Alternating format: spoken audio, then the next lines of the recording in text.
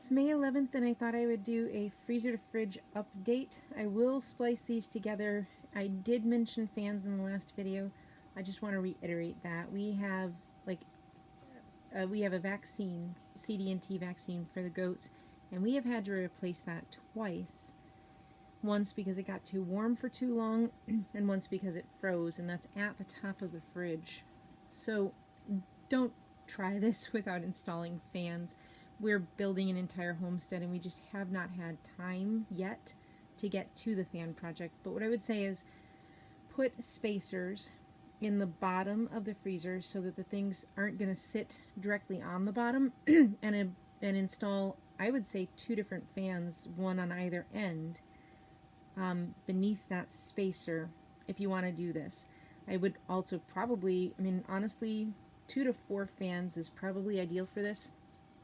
The more you get that air circulating, the more consistent the temperature will be through the whole thing, so you can set the entire fridge to 33 or 34, and that's going to be a heck of a lot better for you, a heck of a lot better for your stuff. You won't have things freezing and getting above temperature. So the temperature difference that it is right now is tolerable, because when it gets to 33, that'll kick in.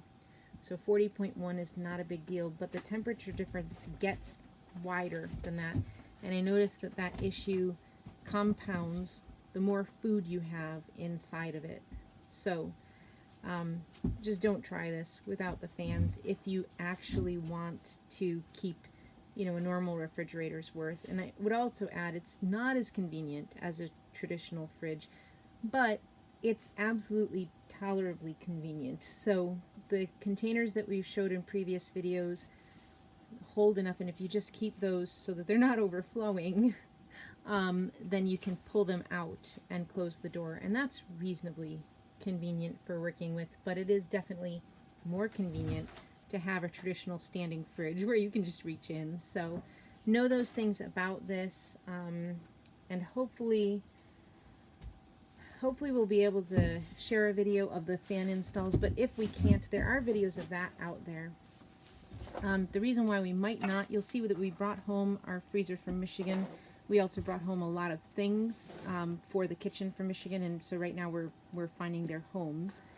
So now we finally, thank God, have a fridge and freezer.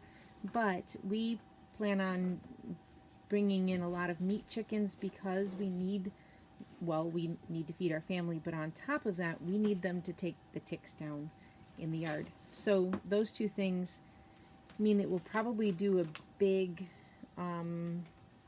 group of meat chickens very soon, and we're going to probably need both freezers when that happens. We're hoping that this coming month we'll be able to get up there and get our fridge down from Michigan.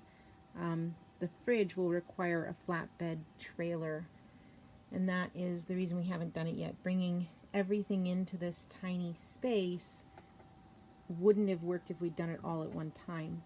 So at any rate, if you're considering this, keep that in mind. If you're looking for convenience, this definitely isn't the way to go, but I do still suspect that the freezer uses less electricity than the refrigerator. So you might want it if you have an off-grid system or something of the sort.